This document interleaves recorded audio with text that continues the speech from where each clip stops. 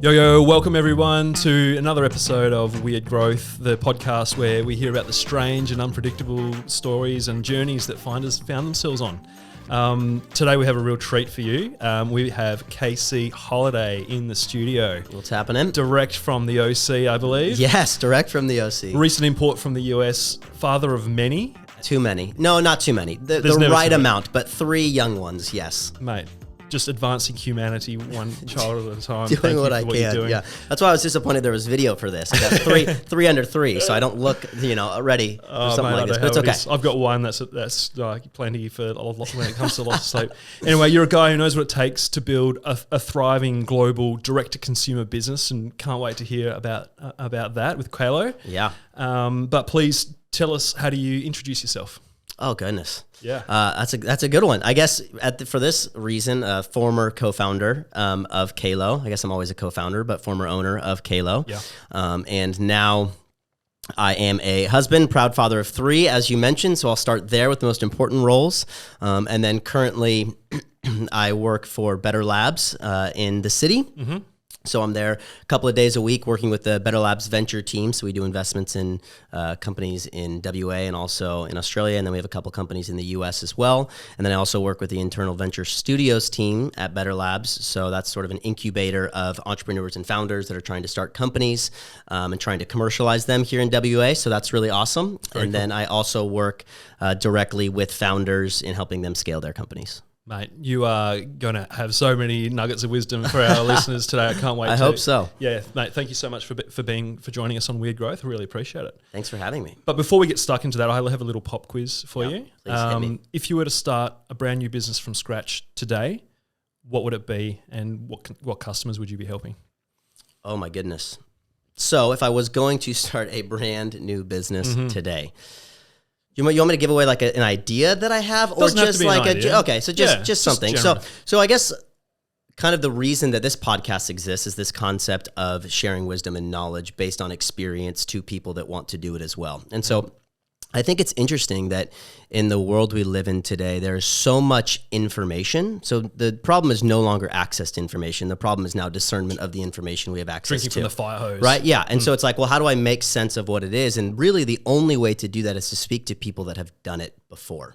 And so what I would try and do, which is actually kind of in line with the company that I recently created called Solving Hollow. So this may actually end up just being a shameless plug. Yeah, nice. But what we like. But really it's about how do we create that discernment based on my experience for people that want to grow and start companies, and basically giving founders the wisdom and knowledge and education that they need to try and avoid sort of the potholes that exist in the road. Yeah, like someone's been there and done it before. Like, exactly. Why should you be making the same mistakes? And when I look back at my journey, I was fortunate enough to have people around me that had done it previously, and I think it was a massive contribution to my ability to be successful. Now, nobody can tell you all of the problems that you're going to have specific to your business, but they can tell you, hey, here are sort of common misconceptions that you have about building a business, or recognizing the time that it takes, or connecting you with the right people. There's just so many resources that they can provide you that are valuable, that can kind of shorten the distance between you and your dream.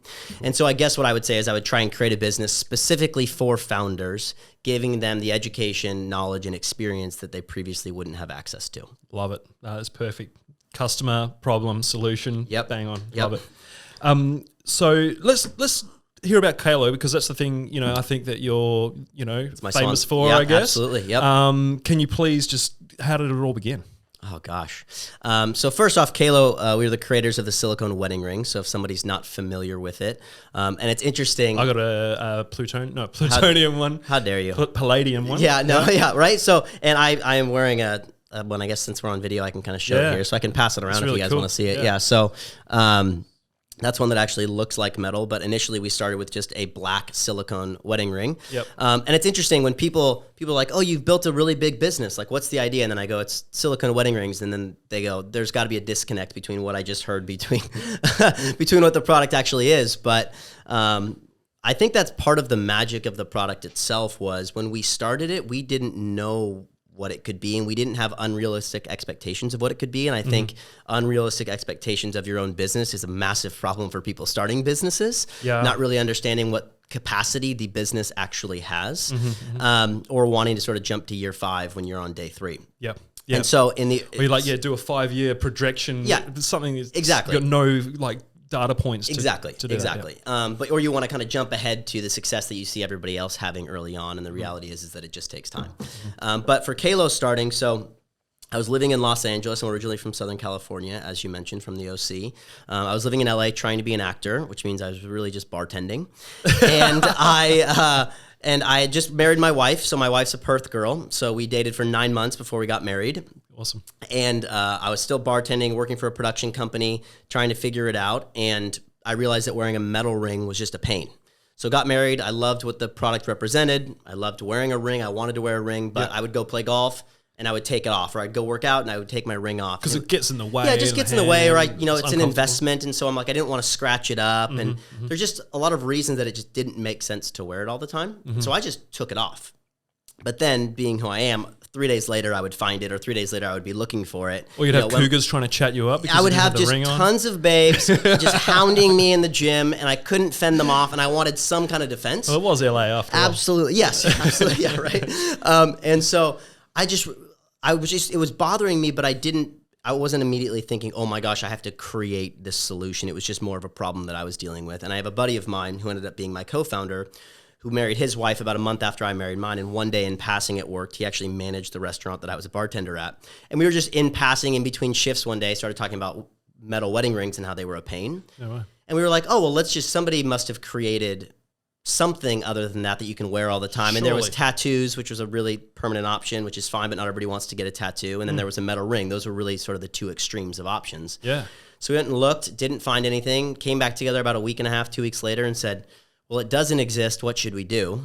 Far out. And I had a buddy that had created a silicone bracelet company called Power Balance way back in the day that blew up really crazy. But I was familiar with silicone and that people could wear it and that it wasn't that expensive to create. And so sort of mentioned to my buddy, like, well, what about maybe making a ring out of a different material like silicone? And he kind of took the idea and ran with it and went a little bit further. And then we kind of came back together again and we're like, oh my gosh, this is a real idea. Like, what should we do? Should we go for this? Yep. And both of us kind of looked at each other and said, well, if you're in, I'm in, let's go for it. Now, the problem was we didn't know anything about business. So we didn't really know where to go next. But that's initially where the idea was conceptualized. So cool. Mate. And like, that's what you were just saying, is that there was no way of knowing whether or not that was going to be a success or not. You just had to give it a whirl. And that's a big thing, is like, just get it to people. Like, you don't know nobody knows what's going to work, what's going to be successful. And for us, I didn't know if anybody besides my own father-in-law was going to be paying for rings, trying to support the business. But it was, let's give it a shot. Let's try and sort of invest the least amount we possibly can. We bootstrapped the entire thing. So we didn't go get funding from anywhere else. We didn't raise money, nothing like that. We just said, what do you have in your savings account? What do I have in mind? Let's pool it and see how many rings we can get. And that's what we did. And then initially the plan was just to get the product to as many people as possible to figure out whether or not we'd wasted our money or we had a real opportunity. So how did you find those first initial customers, those early adopters? I think it was easy for us because in a way we were sort of those early adopters. You were the customer. In a way, yeah. And so I think products are a little bit easier to understand if you're the customer, if you're solving a problem for yourself, because you've dealt with the problem, you understand the pain points of it, and then you recognize that there are other people like you because just in your everyday life you've talked to people about it. Yep. But we actually did need to go a step further in recognizing, okay, we've created this silicone wedding ring. Who are people that would find a metal wedding ring being a pain? So who really has this pain point beyond just a couple of guys in their 30s that, were married and were taking it off to work out, right? So there has to be more extreme examples of it. Yep. And the original communities we identified were firefighters. So I'd gone to firefighting school for a year and dropped out. And so I at least had familiarity with it. And I'd spent some time in firehouses and things like that and realized that when I think it's a little bit different in Australia, but in the States, they're gone for 3 days at a time. Really? Yeah. So it's like there's a bunch of different schedules. So you can go like on 3 days at a time and then you get 4 days off, so they're at the firehouse for a long time. So you're sleeping in the firehouse. Yeah. So they sleep in the firehouse. Yeah. Wow. And so, that's why I've got the sliding poles in the US to wake you up from slumber. Exactly. Yeah. So they're on duty 24/7 for 3 days. So when they show up, they put all their stuff in the locker, car keys. Well, a wedding ring was one of those things. So they put it in the locker. They'd go not all the time risking their lives, but some of the time they're out there, they're risking their lives fighting fires, but they don't have what's most important to them sort of represented with them while they're doing that. It's a real and then they would leave at the end of the day, they'd put their ring back on and they would do it for safety reasons. So we recognized that. Then we talked to people that were in the military. So would go on deployment for 9 months for safety reasons. They wouldn't take a wedding ring with them or they wouldn't wear one while they were away. Again, high stakes moments where you want to have your family with you. They weren't able to wear wedding rings, so we went after that. And then we recognized people that were consistently spending time in gyms weren't wearing wedding rings as much either.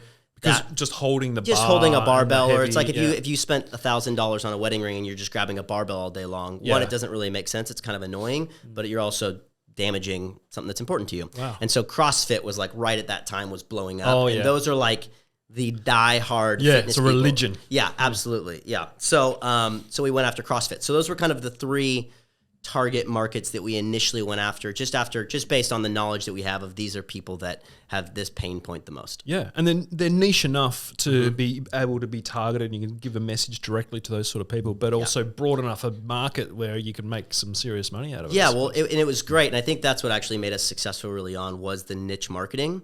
But the good thing about those communities is they're really viral. So it's like, if you walk into a room and meet a CrossFitter, you'll know they're a CrossFitter within 5 seconds because they've told you, right? So it's like those are viral communities. Yeah, exactly. So it's like those are viral communities where they are talking to other people and they're also congregating in places where 40 to 50 other people are. So firehouses, there's 20 other people in a firehouse with the one person that's coming in. In a CrossFit gym, there's a bunch of other members that exist there. In the military, they're training together. So these are viral communities that are very proud of what they do, but they also share the products that they're using, and so that allowed it to take off. Love it. So you had those early customers. You knew who your niche or your niche. I still don't know what the right pronunciation is. I don't think there is a right. Whichever you want to say is right. It's actually it's written niche, so that makes better sense. But I've always said niche. Anyway, so you've identified those guys, got those early customers. How long did it take before you realized that actually we're onto something that we can start really scaling up? Yeah. So I've heard you talk about sort of that moment, right? That moment that comes that kind of makes you realize, oh my goodness, this is a proof of concept. This is very real. So ours is actually a pretty fun story. Yeah. But it was definitely that moment of like, oh my goodness, we're onto something. So initially, because we didn't have any money, we kind of became experts in guerrilla marketing, sort of grassroots type marketing. Yeah, exactly. Yeah, where it's like trying to just figure it out. And so we just started reaching out to as many people as we possibly could and initiated this concept, which we call seeding, which was basically just planting a seed. So giving our product to people without any expectation. Okay. So we started just sending rings to as many people as we possibly could. And this was 2013. This was before influencers. Yeah. So we went after people of influence, not necessarily influencers, because that term wasn't really a thing, right? So these were people that in-person communities had a lot of influence. And so we started just created a list of who do we know?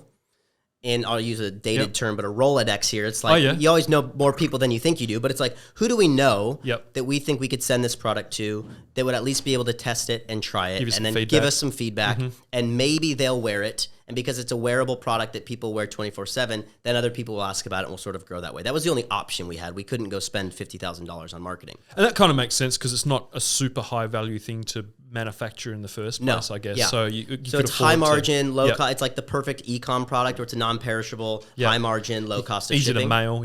Exactly. And so we were able to send it to people really inexpensively and just get it to as many people as we possibly could. And that was it. Well, one of those people, we fortunately had a network just being in Southern California and the nature of the relationships that we'd had. We knew some people that were athletes. And so athletes were part of our demo. And so we said, let's just get it to, influential, whether it's professional athletes, semi-professional athletes.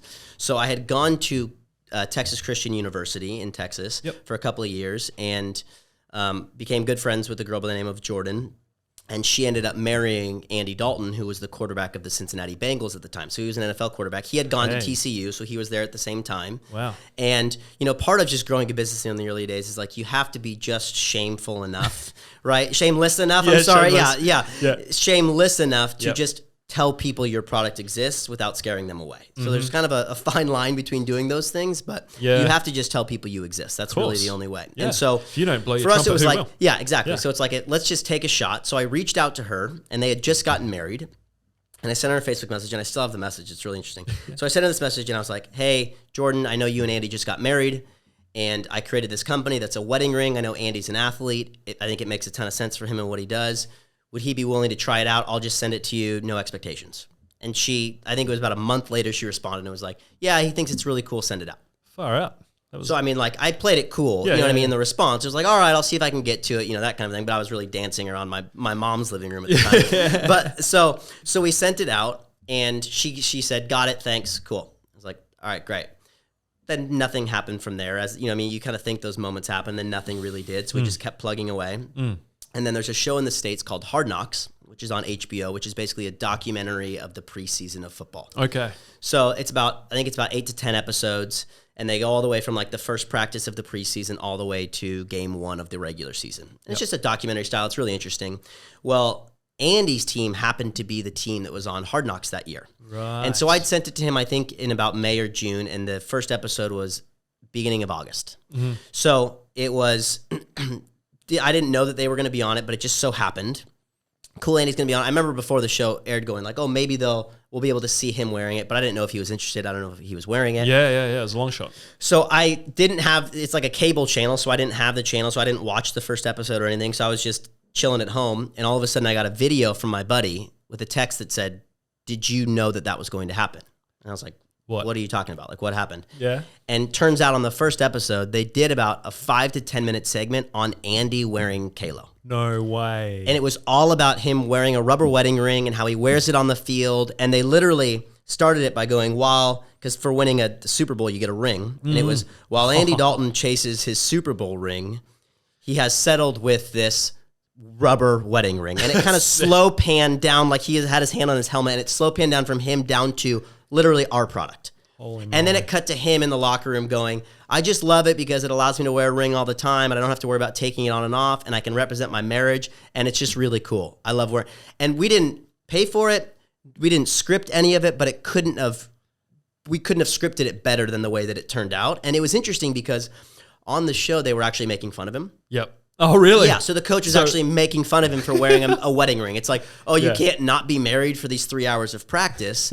But it was perfect because the product, in a way, is kind of polarizing. Nails that, yeah. Yeah, so it just nailed what we were about and what we wanted our brand to be about, but it also put people on the other side, which I think you need as well, of people that are going, that's dumb, that doesn't make sense, because then it kind of creates the hype behind the product, right? Where you have people on both sides. And so what was the effect of that? What happened next? Well, nothing happened. But what I will say, so there was no financial outcome that happened as a result of it. Break the website or anything. But I remember, like that. no, absolutely not. But what I remember doing was going, oh my goodness, people are probably tweeting about this. Instagram wasn't even really a big thing. People are probably tweeting about this. Yeah, so I went up and looked at the hashtag of Hard Knocks, Andy Dalton wedding ring, rubber wedding ring, and realized that there started being traction of people talking about this. And so I went on Qalo's, Twitter and just started responding to people, just saying like, hey, know that it's us. Because on the show, HBO actually cut out that it was Qalo and left rubber wedding ring. So I had to go on and tell everybody that Qalo was the rubber wedding ring. Well, so that was kind of the moment. I mean, since about 2 years later, Google actually, we did a study with them on the impact of that moment. And nobody had ever searched for rubber wedding ring before. That show aired, and all of a sudden now it's like a right angle of search terms for rubber wedding ring. Wow. And so even though it didn't lead to immediate financial gain for us, it was a proof of concept of going, people are actually searching for this, and it's showing that they want it. And so even just the buzz that came as a result of it proved to us this is a real thing. People want it. Andy's willing to go on TV and talk about the value of it. And so from there, it was how do we kind of generate traction from this and keep leaning into it. So, I mean, I think at that time we were probably doing $700 a month in sales, and maybe we started doing $2,000, and that was in August. Was Qalo showing up when people were typing into Google rubber wedding ring, or was the maybe the SEO? But like we didn't know SEO. We knew nothing. I knew nothing about business, absolutely nothing. So it was just hustle and hard work in the early days. And so eventually we went to our website and we went rubber wedding ring, and then we actually as a company worked to try and go, let's make it a silicone wedding ring versus rubber, because rubber kind of has a negative connotation, where silicone, I guess, at least feels a little bit more premium. Yeah, so we worked to do that, and then we started looking at SEO and strategies and things like that to respond to people's stuff. But we were the only one that existed, so people eventually had to find us. And then that's when the sales actually did start coming in a little bit. What was the real takeaway that you had from that being on the TV show and that sort of endorsement? Like, what did you learn from that? One, I think it's just you never know Mm-hmm. what sending your product or sharing your product with someone is going to lead to. Yep. Because we sent it to 30 other people that nothing happened with. Mm-hmm. And then we sent it to Andy and somehow it turned into this. And I still have a relationship with Andy today. And it built this really cool foundation for the business. And so I think that go into things without necessarily a desired outcome or expectation when it comes with like just telling people your product exists. Yep. That awareness is super valuable, but also don't underestimate the impact and power that that can have. Yeah, absolutely. Yeah. And I think there's a lot to be said just for being something novel too. Oh my gosh. And the way that can capture someone's imagination and, it just take on a life of its own. Like the chances of that happening are so much greater when it's something that nobody's ever heard of or Googled before. Yeah, exactly. And I think I talk about that a lot when we look at brand positioning and making yourself unique is that rarely are there products that anyone comes out with that nobody's ever seen of before, nobody's ever seen a version of. Like, so often it's like, how can you just stand out in a way, whether that's through your branding, whether it's through the actual product yourself, like get people to see something through a different lens or like see something that they didn't know even existed previously. And if you can kind of then you can at least get people's minds and, wheels spinning a little bit on or what a problem that they is. never registered really existed. Yeah. And that's, I think a lot of what it was where, it's like stop spending time trying to convince your no's to be yeses and just find your deep yeses. Yeah. And I think for us, a lot of people looked at that product and were like, this is the dumbest thing I've ever seen. Like, honestly, I had plenty of people tell me it was the dumbest thing ever. I had friends that years later were like, dude, I thought that was going to go nowhere. Like, I had no belief that was going to do anything, but I was just trying to support you. So there's a lot of people, but every great idea is stupid until it's not. Exactly. And I think it's also if you're a different type of customer, what you think is really helpful and solves your problem, I could also think is the dumbest thing I've ever seen. But it doesn't matter because there are customers that exist. And so if you can go find those customers and understand where they are that resonate with your problem and you solve a problem for them, you don't need to solve a problem for the people that don't have it. Bang on. Yeah. You're never going to be all things to all people. No. In fact, that's the fast track to having a failed business, really. Yeah. And stop trying to be. And it's like, even if you think the initial market, like if we sat here and said, oh, I'm trying to build a, $10 to $20 to $30 million a year business, and I said CrossFit, you'd go, that's probably that market, 3 to 5 million people. Surely yeah, that's big, but you'd have to capture a large percent of that market to get there. But the reality is that CrossFitters are also a lot of other things. Mm-hmm. And so you get to adjacent markets that exist there. So if you work inside out in terms of your marketing and just find just the biggest fans you can possibly find, they'll start telling other people and it'll actually make your marketing a heck of a lot more effective. Yep. And I think that's what we found with Qalo. Yeah, having 10 people who love your product to death is way better than having 100 people who are just like, who might use it. But 100%. Yep. Bang on. So, okay, that's awesome. So you started really feeling like you were onto something. Mm-hmm. What was the next step? How do you go, okay, it's time to turn the dial up? What did you do next? Well, we started getting some money. So that's always helpful is to have a little bit of, because it was just bootstrapped. Sales revenue? Yeah. So sales revenue started coming in a little bit. So I think we launched in March 1st of 2013. By December of 2013, we were doing about $9,000 to $10,000 a month in revenue. How did that feel? I thought I was a king. I thought I could take on the world, right? It was just, it was really validating. And I think everything happens in stages and you have to recognize the validation that comes with each one of those stages. So instead of getting mad that we weren't doing 50, I was really excited that we were doing 10. Sure. And I was still relative. I was commuting an hour and a half to bartend at that point because I'd moved back to Orange County with my wife to try and build Qalo. So I was still commuting to bartend 5 days a week and trying to build Qalo. So when we got to that point, it was, all I wanted to do was stop waiting tables. That was really why I wanted to start Qalo, why I wanted to take on a project. That was the driver. Mm-hmm. That was the driver for me. It was like I wanted to eat lunch while everybody was eating lunch instead of serving all of the people during lunchtime. Yeah. Like that's really what it was. Wow. And so once I got to that point, I went to my partner and I said, I think I can replace my income with income from Qalo, and I think that we have a validated idea. I mean, we were selling $20 product, and we sold $10,000 worth of them. That's so it was a decent amount. Yeah, decent volume. And so I said, I think somebody needs to go full time because we haven't turned the dial up on this thing, and I think we can. Yep. And I think there's real opportunity that exists here. And we had the margin to be able to do it.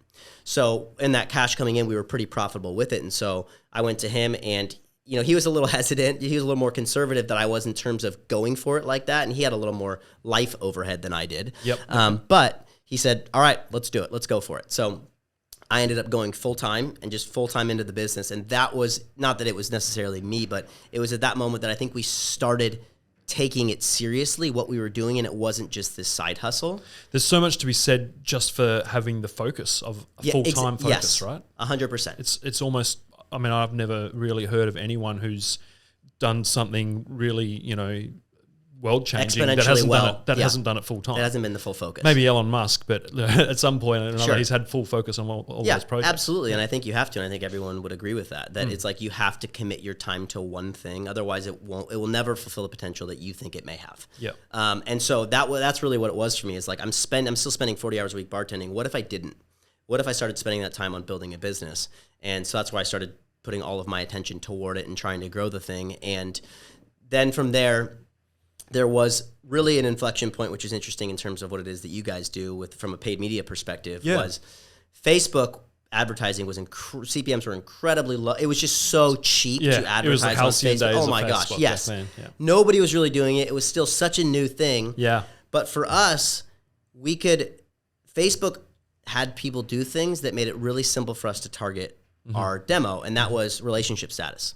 So just by somebody saying I'm married on Facebook, we could eliminate a significant amount of waste with our paid advertising. And so what happened was one day So were you targeting people who were married or weren't married? Who were married. Okay. Yes, who were married. Right. Yes, recently married. Yeah, who were recently married, or just people that had worn a metal ring for a long time and it was annoying, but they didn't have a solution previously. So we went after married people, and then there's, like I talked about with the markets we went after, they're very self-identifiable. So it's like, I'm in the military, I'm a police officer, I'm a firefighter, I'm a CrossFit. People on social channels identify as those things. And so we could go after the 34-year-old married CrossFitter who's also a firefighter who did 2 terms in the military. We could go after the most focused customer we possibly had. Yeah. And for us, it made our marketing incredibly effective and profitable. Yeah. And we just I started one day, I boosted a post. That's how we realized Facebook marketing was a thing. Yeah. It was just that little boost button in the early days. And I was like, let's spend $20 to boost this post. And I think like 5 people commented on it. I was like, whoa. People you never heard of before. Yeah. I was like, wow, this is actually, I wonder if we could show more people Qalo. And then it kind of just went from there, and we learned the hard way what paid media was. But really, that's what I think ended up being the massive trajectory for Qalo. Yeah, and this is a really important concept. Like, it's a basic concept, but it's something that people forget. Is people are either like proactively looking for a solution to the problem that you solve, which in your case wasn't existed. Like Google showed that no one was looking for it. Or you need to get in front of them and interrupt their information flow and introduce a new concept to them. Yeah. And that's the amazing thing about these channels, these social channels, is you already have that information about where they are in their life, and you can sort of create these audiences of people who are your absolute perfect customer. Yeah, and I think a big part of marketing is also response to consumer behavior that already exists. Right. So not asking them we didn't ask them to wear something that they previously were not wearing. We were asking them to replace something that they had already committed to wearing that was more convenient. Yep. So it wasn't like we needed to go out and condition people. Like, it wasn't like nobody wore wedding rings and we all of a sudden had to try and convince the world that they should wear wedding rings. What we were doing was everybody's already wearing a wedding ring, but it doesn't make sense for this select group of people. Here's our product that now does. So you can just get laser focused. And so was that really just that path you bootstrapped? You know, more revenue came in. You could you could afford to spend more money on Facebook. Yeah. You could get more efficient with the advertising, and then just scale that way. Yeah, I mean, for the most part, we didn't really take a salary for the first 2 years of the business. Wow. And I took a very small salary when I went full time. Yeah. But my business partner didn't take a salary until another year after that. Yeah, right. And so we took all of the money that we made and put it back into the business. And so in the first year of the business, we did about $40,000 of revenue, most of it being in sort of those last 3 to 4 months. Yep. And then our second year, we did $3.2 million. So that was really like we turned on Facebook and we took all of our profitability and put all of it back into marketing. Yeah. Yeah. Wow. That's incredible. And so did you get to the point though where you were like, okay, we're turning over $3.2 million. Maybe we should start paying ourselves? Yeah. Or was it just keep plowing it back? Yeah, how did you have that conversation? No, we got to that point. And I think we had a conversation I think is really valuable for every entrepreneur to have, which a couple of guys that had helped us, they kind of put in some sweat equity. They were helping us grow it. And they sat down with us and they said, we only want to continue being a part of this thing if we understand what it's becoming. Right. And so it forced my partner and I, and because it was just like, we didn't know what the company was. It wasn't like I was starting a company. I was going out and getting venture capital. I knew it was going to be X. I had this big, that wasn't what it was. Qalo was just like a solution to a problem to see how many people have it, and let's see where this thing can go. Yeah. And so all of a sudden it started gaining all this steam, and it was like, well, what do we want this thing to be? You know, is it like, do we just want to try and make as much money as we possibly can, have it be a cash grab and then kind of bail and it's a good story? Yeah. Or do we actually want to build a brand with a community that's about something bigger than just sort of turning a profit? And so my business partner and I were both aligned on that, because we never started Qalo to get rich. We just started Qalo to try and solve a problem and see where it could go.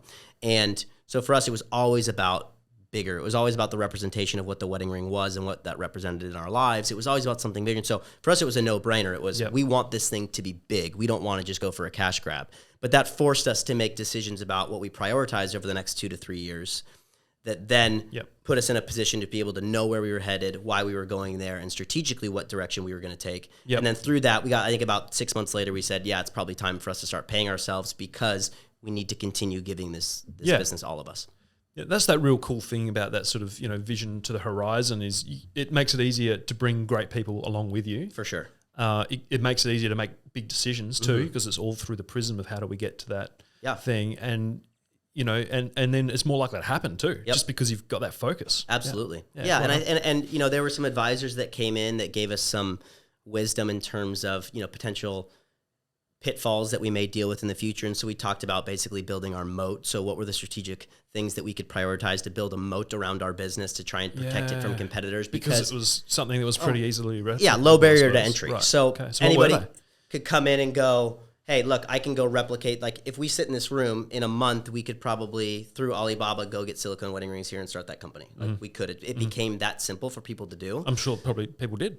They absolutely did. Yeah. So for us, what were they? So one was, we know that we wanted to build a brand. So everybody talks about building a brand, but ultimately, like, what does that mean? It meant sort of a deeper engagement with customers, and it meant potentially spending money in areas that didn't drive a direct ROI, but we knew would contribute to overall success of the brand. And so it meant storytelling. Okay. Beyond just having a website that was a cash register that was very transactional and focusing on transaction, it meant, how do we tell stories of really active, rad people that are married but are also pursuing their dreams and living life a certain way? Like, how do we tell those stories? Creating that emotional attachment. Yeah, so storytelling, I guess, would be a big part of it. We knew that we needed to innovate our product. So as I mentioned, the first product, if my partner Ted and myself could create it, anybody could create it. And so how do we innovate the product to a point where it's a little bit more challenging for people to be able to replicate what it was that we were doing? Then we knew that we needed to get into retail locations. So even though we were a native e-commerce business and there's a lot more margin there, we knew that because rubber wedding rings didn't exist in retail, if we could get there first, if we could take advantage of our first mover position, then a big company like Dick's Sporting Goods, for instance, which is a big sporting goods store in the States, they're probably not going to carry 2 or 3 silicone wedding ring companies, right? So once we got in there, built a good relationship with them, we could sort of go after a land grab and own those positions.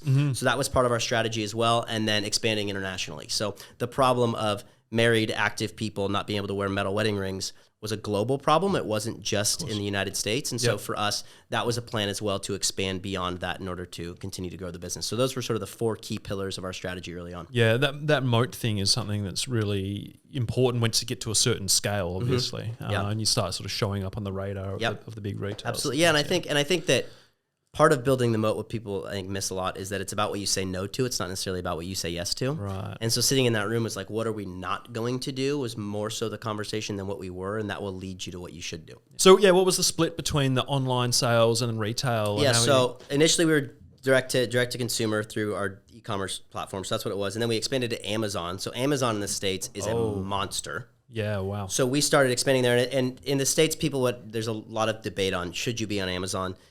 I call it a necessary evil. So now I think over 60% of the search terms for consumer goods products in the States start on Amazon. Start on Amazon. Yikey. Yeah, so it's like if you need a new toothbrush, you don't go to Google and look up toothbrush companies or go to the local store. You go on Amazon, and they'll have it to you in a day. So it's just what they've built is so incredible. So again, that was kind of early days of Amazon as well. So we got on Amazon, and in the beginning days of Amazon, nobody was looking for silicone wedding ring. Nobody was looking for rubber wedding ring. In 2018, there were 1 million searches a month for rubber wedding ring.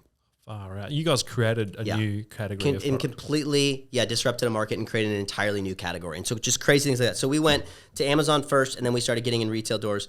When I exited the company, it was about 60-40 e-commerce to retail. Okay. So 60% being e-commerce, 40% being retail. Surprising. Yeah, we were in about 4,000 retail doors. Yeah, wow. So just the revenue that was able to generate with the orders and stuff made it kind of about that But split. like the obvious thing is that just the exposure of being in those physical retail stores probably drove the overall volume It totally of the did. online stuff. Yeah, it was and it's also like a snowball. it's also a lot, and part of why we wanted to get to retail is the infrastructure required to be successful in 4,000 retail doors is very different than the infrastructure required to throw up a website and ship goods. Yep. And so we knew competitors would come to e-commerce. They probably wouldn't be able to show up in retail doors. And so what happened was we dealt with a lot of our competition over time on e-com, not as much in retail. Yeah, right. Amazing. So what's publicly known about the sort of how you guys finished up with Qalo? Like, not just that we were acquired. Yeah, there's not a ton that was known. Yeah. So we actually went through some interesting learnings. We went through private equity acquisitions, 2 journeys of it beforehand that didn't work out, and then the third finally did. So there was a ton of learnings about what worked there, what didn't work there, and what, putting your company in a position to be able to be acquired was really interesting as well. But like, what was that like as an experience? Was it stressful or exciting or difficult? What I will say, and this is for anybody, if anybody's raising money, it's a similar journey where it's a full-time job trying to sell your company, just like it's a full-time job trying to raise money for your company. Yeah. So it's really stressful. It's exciting. I actually found the process to be really exciting, sharing the journey of Qalo, talking about where it's going to go, looking at, our performance and sort of being analyzed in those ways. One, you realize the way that a potential acquirer views your business is a lot less heartfelt than the way that you view your business. And so it kind of forces you to view your own business through a different lens. And a lot of what that journey is about trying to figure out what's wrong with your business, not high-fiving you for what you've done well, because they're buying what you're building, not what you've built. Yeah, they're super risk averse, I guess. And you've got, information asymmetry. So, absolutely, yeah. And so it was a really interesting process. I think I also learned a ton about what's required in order to put your company in a position to be able to be sold. And because we were a bootstrapped business, we grew so quickly, we didn't have processes and systems and infrastructure. And I thought that private equity groups and acquirers wanted a fixer-upper, and they don't. They want the flipped house, that's now been redone and that's ready to kind of just have people come in and pay them rent for a long time. They want to buy a money machine. Yeah, and we were way more of the fixer-upper, we had leaks in the roof, but like we could still throw a party, that's kind of like what the house was. So, it was really interesting, and that's part of why I think it didn't work out the initial 2 times, was just, we were just not, in a reporting capacity, in a systems capacity, in a process capacity ready to do it. And we also, it was interesting, we were doing 20 million a year in e-commerce, and I sat across from private equity guys, and they told me my company was a fad. They said, doesn't matter, you say you're going to go to retail? Yeah, we're going to go to retail. Great. Prove yourself in retail, and then we'll come back and talk. Like, those were the conversations. So you're sitting there doing 20 million at a 20% profitability. Not good enough. Not good enough. What else do I need to do? Well, this is a fad. It's going to tail out. It's going to not turn anything. Okay, so what do we need to do? Well, you tell us you're going to retail.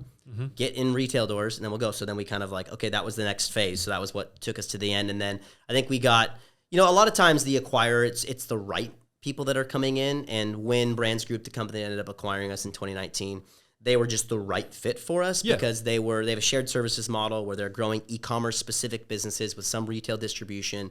And it's a very sort of behind the curtain. We have a lot of internal people that can do a lot of what is currently being done in the company. And so they ended up just being the right fit for us. Yeah. Like, I don't want to dwell on it too much, but I do think that this space is really interesting to founders, especially if they're not necessarily, creating a like a principle base, they're creating a vision or solving a massive problem that's close to them. They're trying to build a business that they want to sell one day. Absolutely, yeah. But what would your advice be to founders who are starting out and bootstrapping and with an eye to being acquired? Like, what would you say to them? I would say initially the advice that I would give to everyone, whether you're trying to build a business to sell it or to not. Now, I always say, just put your company in a position where someone would want to buy it. Focus on doing that more so than doing what you think a potential acquirer may want from you. But it's always good to take everything into consideration, but care about the customer. That's it, number one. Thank you. And then while you are obsessively caring about the customer, operate your business in a capacity that focuses on profitability. Like, do the best job you possibly. And I know that seems like really simple business advice. Yeah, but sometimes it seems counterintuitive. But sometimes it feels a little bit counterintuitive, where it's like, how do I care a lot for customers, but also sort of focus on the profitability? And the thing is that customers, it's more competitive now more than it has ever been before in terms of the service that customers expect from brands. Sure. It's just so insane now. And so but what's good about that is it sets a benchmark for the way customers should be cared for and the experience that you should provide for them. So if you can focus on that and optimize that, then go, how can I run my business behind closed doors as well as possible to be able to maintain profitability, but also give that experience for customers? Love it. And I think that, and then on just like a basic running a business is know your numbers. Just if you don't know your numbers, you don't know your business. Yep. And that was one thing that I'd never taken a business course before. Yep. I was a college dropout. I was bartending, trying to be an actor. That was my resume when I started my company. Okay. Yep. So, but what was important to me was that I believed I was capable of learning everything I needed to run a successful company. So even if you don't know right now what you need to do, if you believe you're capable of learning it, you will. You figure and it go out. do it. And so, but one thing that I think, like, I actually went back. So I was a college dropout. After I sold my company, I went back and finished my degree. So I wanted to take sort of the School of Hard Knocks version of learning something and actually apply it with formal education and see how those collided. Yep.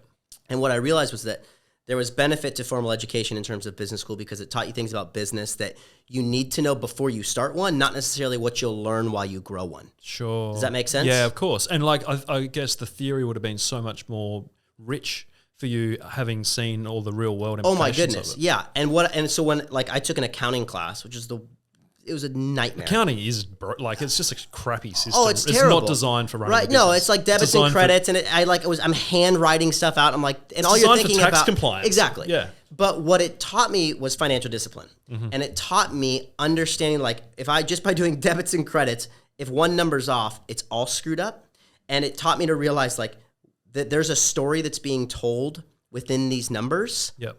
That I wasn't paying attention to as my business was growing. Cool. And for me, it was, I'm a storyteller, I'm a brand guy, I'm a marketer. I love but what I missed was that like my finances were telling me a story that I wasn't paying attention to at all. And so I think that the best way to run a business really well is to know your numbers really well and optimize them and pay attention to, what it is that you're measuring, because what gets measured gets managed. Well, I don't need to ask you what you would do differently if you were to start again with that. That's really great, man. Yeah. Thank you. And now you're giving back with Solving Hollow. Yeah. Which is a framework for building a thriving business, according to the You've done byline your on your homework. website. You've done your homework, yep. What is it that drives you now towards helping other founders? I think for me, because I didn't have sort of that formal background of business, I'd never started companies before. My story's really cool because I was able to build one without that background. And so when I look at Solving Hollow, I look and I go, 78% of small business owners or business owners in general have taken 2 or fewer business classes in their life.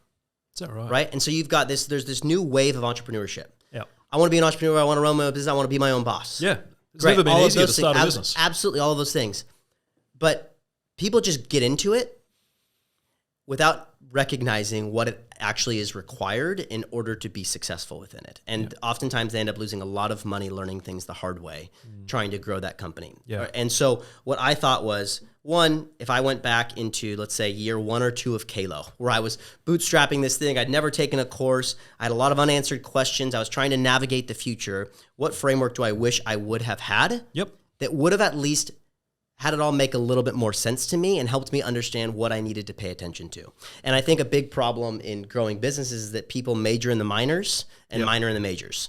That makes sense. So it's like you should be majoring in the majors. And so, but if nobody's there to tell you, this is what you should be paying attention to, this is what you should be looking at, these are the questions you need to be answering, then you're just going to go spend 4 hours a day on Canva trying to create an Instagram post for your 64 followers. Fun stuff. Yeah. Exactly. And focus on the fun stuff. And so I was like, man, if I could take the knowledge and experience that I've had to try and create a framework for founders to, have clarity, I say from mission to money with your business, then at least it'll put them in the best possible position to be successful. It doesn't guarantee success, but it'll at least help you answer the right questions. So what are some of the tools or frameworks or whatever that you sort of that I touch on in there? there? I noticed that you're brand story brand, yes, certified. Story brand certified, yeah. which is really, really which cool. is really cool. Yeah. And so just real quick on what Story Brand is. Yeah. So Donald Miller's the creator of Story Brand. So I lived in Nashville, Tennessee for a little while.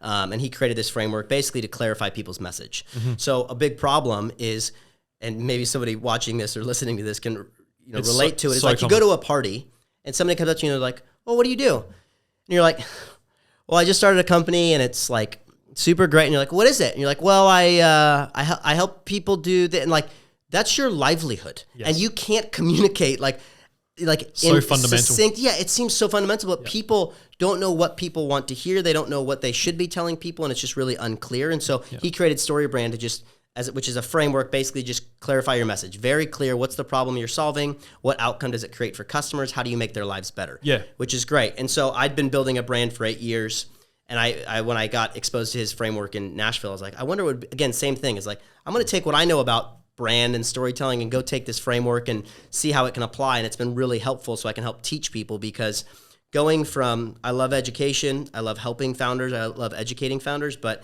doing it versus teaching are two very different skill sets. Sure, yeah. And I realized that there was a gap in my ability to teach it. Okay. So I went and got that framework, and then based on kind of what I learned through that and then my own experience of what I believe founders needed, I created the rest of the framework itself. So initially it starts with aligning a compelling culture. So you may be a founder by yourself and say, well, it's just me, I don't have a culture. Well, the reality is you are your culture. Your behavior, the way you communicate, the way you work every day, the way you show up, all of that is dictating a culture. So when you start bringing people into it, you have to be aware of what it is you want that culture to be to make sure that you're aligned with it. So also for business partners, I had a co-founder.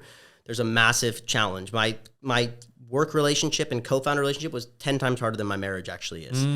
It's just a big part. It's a big challenge when you're dealing with high stakes environments where there's money involved. There's just a lot of emotions that can be brought up life there. Absolutely. And so how do we make sure that if you're a partnership, you guys are on the same page as well? So initially, it starts with asking you 17 key questions, 9 being about your business, questions that you need to answer, and then 8 being about your leadership. Who are you as a leader? Okay. And so if you by yourself, it's making sure you have the answers to those questions. And if you're partners, you answer them separately and then come together and see how aligned you actually are. Then it goes through defining a mission for your company, aligning your why.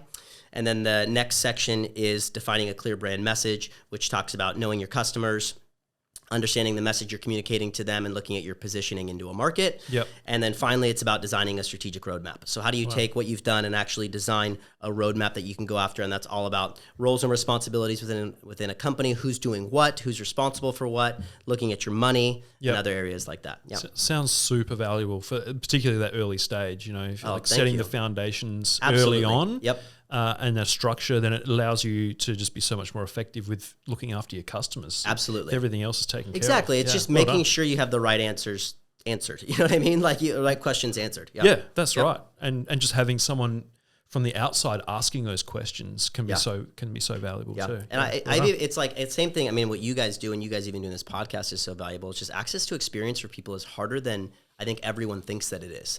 Like going on and Googling something. Again, you go back to discernment. It's like, I now need to know how to take that and apply it to my business. Mm-hmm. And it never tells me about what could go wrong. Mm-hmm. You're sitting across from somebody that actually has experience that's teaching you, goes, hey, this feels like a great idea, but here's the 5 pitfalls you might run into doing that. And it just helps you understand how to apply it to your own business. Love it. Finally, you're an investment associate with BetterLabs. So we talked about RAC, which is a massive membership. Well, there's the biggest membership organisation here in Western Australia. Yeah. It's actually quite visionary what they're doing there, I believe. Oh my goodness, it's in terms really of a very conservative, old school, vehicle insurance business, which is investing in creating new, innovative, business models. Yeah. Both internally, but also bringing out in external businesses and investing in them. So. Yeah, and giving them all the credit in the world. It's a 115-year-old business, right? So it's like you don't often think of the 115-year-old businesses to be the innovative ones in the space today. But I think what they recognized when you look at and they had the foresight to do this, is they recognized in the future we're looking at vehicles and that the world is changing in terms of how people drive. So there's autonomous vehicles, there's public transportation, there's a lot of things, and that as a result of the change in behavior for people, that they're going to lose a significant amount of revenue in their company. And so how can they innovate and supplement what Yep. previously used to exist based on a market, and now utilize these really cool, new, innovative commercial ideas, whether it's an internal incubator that we have Yep. or the investment side of things, to continue to grow RIC and make it really powerful, and do it through this BetterLabs, vessel. It's really cool. Oh, it is, yeah, and massive credit to them. It would be the easiest thing in the world for them to bury their head in the They sand. just keep going. This is the way we've always done it. Why should we change it? Yeah, that's right. Absolutely. We're still going to have our members there. So, no, it's really awesome to see that. And it's great for Western Australia and the Australian ecosystem. It's awesome. For innovators. So, and a big part of it's a really cool opportunity for me that I'm really grateful for, because coming to Perth, for me, I didn't know anybody. I had no agenda. I had no plan of what this was going to be. This opportunity presented itself, and it gives me an opportunity to utilize the experience that I've had to feed into not just Australia, but actually like Perth itself, and getting people to realize that Perth isn't behind the times like maybe the rest of Australia actually thinks it. Like, we're actually really doing cool, innovative things here, Yep. and continuing to put Perth on the map, not just in Australia but globally. Well, speaking of branding, like Perth does have a little bit of a branding like challenge. Absolutely. And a little bit of almost insecurity, I suppose, about how we explain ourselves to the rest of the world. What was your first impression of Perth, and how do you explain it to people who've never been here? That's a good question. It's I think I found the easiest way to describe Perth is to draw parallels, especially for people in the United States. So even like my family, they think Australia is Sydney, koalas and kangaroos, right? Like that's what they think, and sharks, right? Like they're like, oh, that's Australia, because they've never really been here and they just don't really know much about it. And so when I say I'm going to Perth, people are like, sometimes they'll go, oh, I have a friend that's kind of been there. And Southern California is surf culture, so a lot of people were familiar with it. But I've drawn the parallel of like, it's like San Diego. Nice. So San Diego in California, an incredible city. It's on the water. It's got a downtown, but it also kind of has like a lifestyle vibe to it as well, where the beach is right there. There's a lot of golf that's happening, but there are cool, innovative things that are going on. And it's San Diego's 1.5 million people. I think Perth's like 2 million. So there's a lot of parallels that can be drawn to it. Yeah, no, I'm so glad you said that, because I've been to San Diego. Oh, you have? It felt, so much like it. Familiar. Yeah. Granted, we don't have Mexico right there on the border, but we do have south of the river, and absolutely, there's a few Mexicans down there, maybe. I think you're right. But there's definitely that vibe of the lifestyle. It's a sunny place. We've got 300 days of sunlight a year.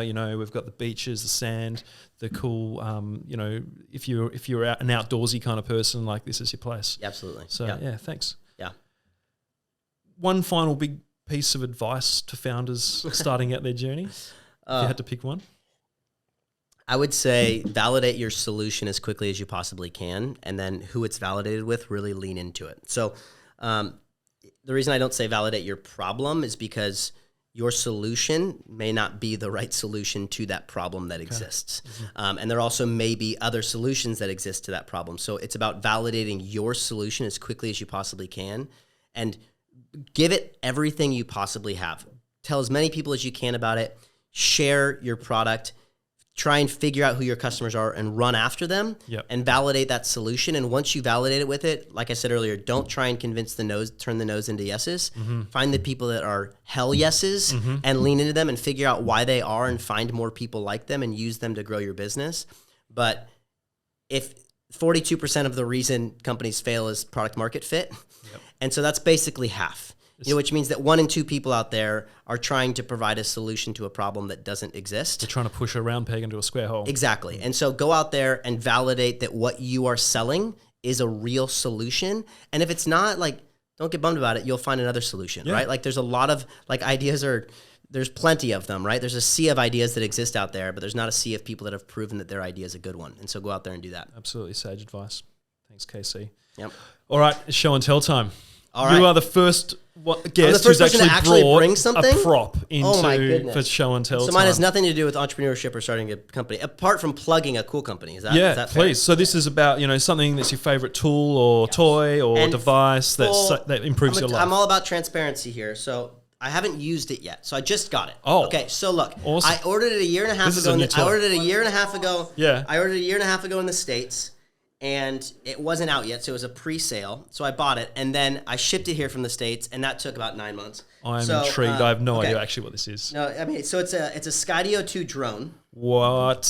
So here's the actual drone itself. Look at that. So you can see it. Yeah. But what's cool about this is it's AI driven, and it basically will follow you. So you either it's on your phone or you have like a little piece that you put with you when you're going. So if you're running through a forest, for instance, it'll follow you and it'll navigate through the trees to make sure that it's still staying focused on you as you do it. So this is the Skydio 2, so you can see the camera right there. You guys can check it out. So the battery pack's not in it. So I haven't even used it yet, but in terms of Australia, when you talk about going out in the bush or the massive parks in the space, like it's super dope. And you can, if you go, so Skydio, Skydio is the company. All right. That's the Skydio 2. We'll put the links in the show notes. But you have to go watch it. So it's so cool. So like if you're running through a forest with 150 trees where you are and you're running in between them, it literally will keep you focused and follow you, but navigate itself around the trees. Yeah, well, that's pretty incredible. Because you've heard of the follow ones before, but that navigating around the trees. But it's all AI based, and it'll basically learn as it's going through. So watch the videos online. You have people that are like mountain biking, all kinds of crazy stuff, or snowboarding, or you should cut some in. Yes. But I haven't used it. I've been meaning to.